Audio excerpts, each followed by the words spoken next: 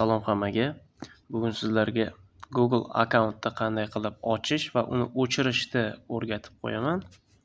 Tak, uning uchun biz email orqali kirib borsak ham bo'ladi, yo bo'lmasa mana добавить akkaunt turibdi pastida. Yo bo'lmasa agar email orqali bo'lmasa, настройка bo'limidan kirib, mana bu yerda Google turibdi. Pastda Google ga bosamiz. Bizga yangi akkaunt kerakligi uchun biz добавить akkauntni bosamiz ustiga. Keyin parolingiz bo'lsa, parolingizni so'raydi albatta. Rostdan sizmi, yo'qmi, o'shani tekshirish uchun. Tak. Telefon ili adres ili pochta degan joyi bizga kerak emas. Bu yerga biz agar eski akkauntimiz bo'lsa, o'shani kiritishimiz kerak bo'ladi. Yangi akkaunt yaratmasdan turib, biz создать akkauntni yaratamiz.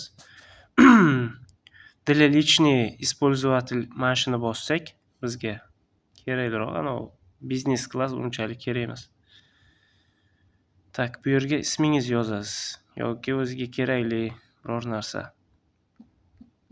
Misol uchun men o'zim ismimni yozyapman. Tak, Botir.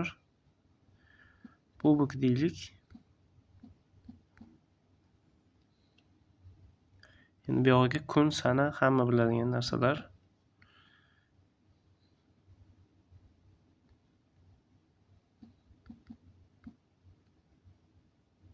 Bu yoqqa jins yoziladi.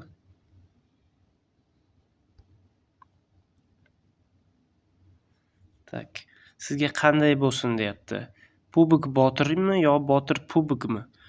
Yo uni orqasida yo siz o'zingiz ana qo'ymoqchimisiz yo qo'shimcha qanaqadir. Mana bular o'zlari qo'yib berayotganda Kubok Botir 6 Gmail yozyapti. Botir Kubok ana 240 keyin Gmail yozyapti. Menga farqi yo'q. Pastdagini tanlasangiz agar siz o'zingiz yozishingiz kerak bo'ladi. Bu qanaqa bo'lishini. Mana misol uchun buni ham ko'rsatib o'tib ketay.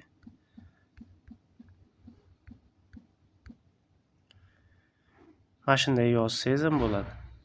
Ha, bo'lmaydi deyapti.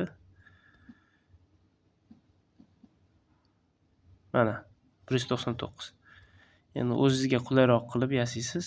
Parolni endi hech kimda yo'q parolni yozish kerak bu yerga. Tak. Farqi yo'q.